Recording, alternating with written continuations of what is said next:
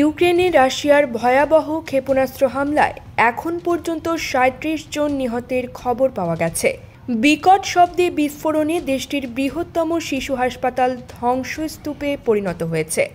ধারণা করা হচ্ছে অজ্ঞাত আরও অনেকেই ধ্বংসস্তূপের নিচে আটকা পড়েছেন। সেখানে উদ্ধার অভিযান চলছে। দিনের বেলা ইউক্রেনে রাশিয়ার এই ধরনের হামলা বেশ বিরল। এতে ব্যাপক ক্ষয়ক্ষতি হয়েছে।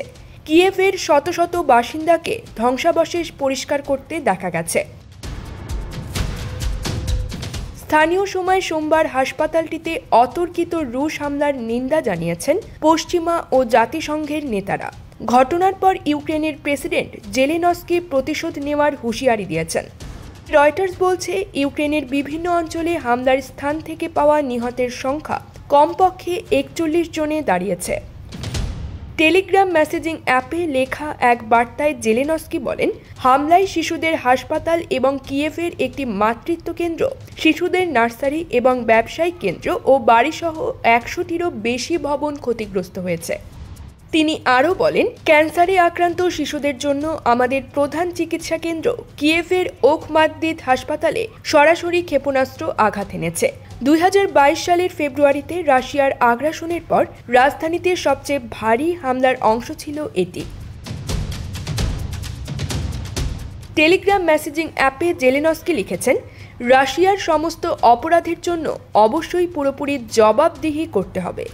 মানুষের বিরুদ্ধে, শিশুদের বিরুদ্ধে এবং সাধারণভাবে মানবতার বিরুদ্ধে এই হামলা। জাতিসংঘ মহাসচিব অ্যান্টোনিও গুতেরেসের একজন মুখপাত্র এটিকে বিশেষভাবে মর্মান্তিক হামলা উল্লেখ করে তীব্র নিন্দা জানিয়েছেন। সেই সঙ্গে ব্রিটেন, ফ্রান্স, ইকুয়েডর, স্লোভেনিয়া ও যুক্তরাষ্ট্রের অনুরোধে মঙ্গলবার নিরাপত্তা পরিষদ জরুরি বৈঠকে বসবে। জাতিসংঘে যুক্তরাজ্যের রাষ্ট্রদূত বারবারা উডওয়ার্ড বলেন, আমরা হাসপাতালে রাশিয়ার কাপুরুষোচিত ও বিকৃত হামলার জবাব দেব। ইতালির পররাষ্ট্রমন্ত্রী আন্তোনিও তাজানি এই ক্ষেপণাস্ত্র হামলাকে যুদ্ধাপরাধ বলে অভিহিত করেছেন। ব্রিটিশ প্রধানমন্ত্রী কেইর স্টারমার নিষ্পাপ শিশুদের ওপর হামলাকে জঘন্য কাজ বলে নিন্দা জানিয়েছেন। News desk, focus TV.